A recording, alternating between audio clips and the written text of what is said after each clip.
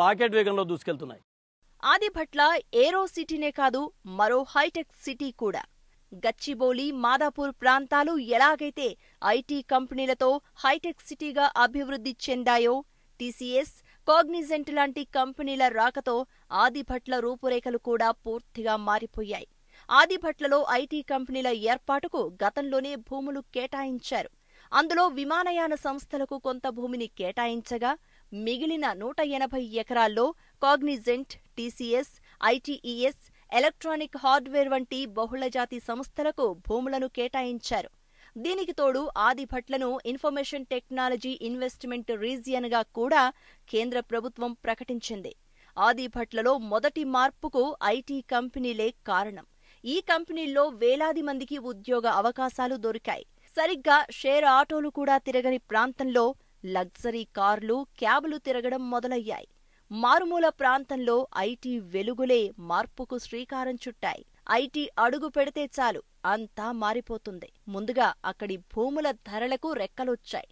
Multinational కంపెనీల రాకతో hitech సిటీలో భూముల ధరలు ఎలా ఆకాశాన్నంటాయో, ఆదిభట్లలో కూడా అలానే ధరలు అందనంత ఎత్తుకు చేరుకున్నాయి.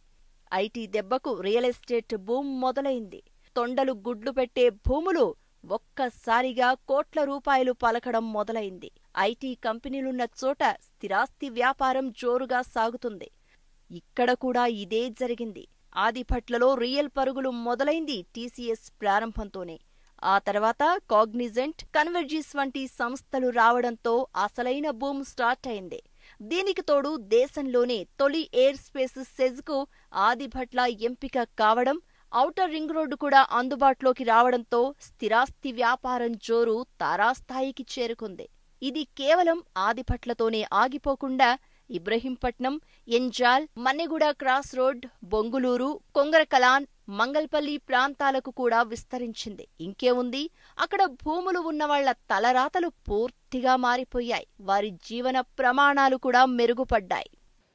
ఒకప్పుడు 2004-2005లో 2,50,000 ఉన్న ఎకరా భూమి ఇవాళ 7 కోట్లు 8 కోట్లకు పలుకుతుంది.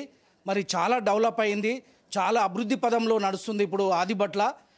2002-2004 మధ్య ఆదిభట్లలో ఎకరం భూమి కేవలం 4-5 లక్షలు మాత్రమే ఉండేది. ఐటీ కంపెనీలు, ఏరోస్పేస్ సంస్థలు రావడంతో ఇక్కడి భూములు కోట్ల రూపాయలు పలకడం మొదలయ్యాయి. అప్పటిదాకా ఖాళీగా పడి ఉన్న భూములకు ఒక్కసారిగా బూమ్ వచ్చింది. ఓపెన్ లేఅవుట్లు, విల్లాలు, అపార్ట్మెంట్లు, గేటెడ్ కమ్యూనిటీలు, ఫామ్ హౌజులు వెలిశాయి. ఆదిభట్లతో పాటు ఆ చుట్టుపక్కల ప్రాంతాల రూపురేఖలే మారిపోయాయి. అయితే ఐటీ కంపెనీలు వచ్చినంత మాత్రాన భూముల ధరలకు రెక్కలు రావచ్చేమో కానీ, మౌలిక సదుపాయాలు అందుబాటులో ఉంటే కానీ అక్కడ భూములు కొనేందుకు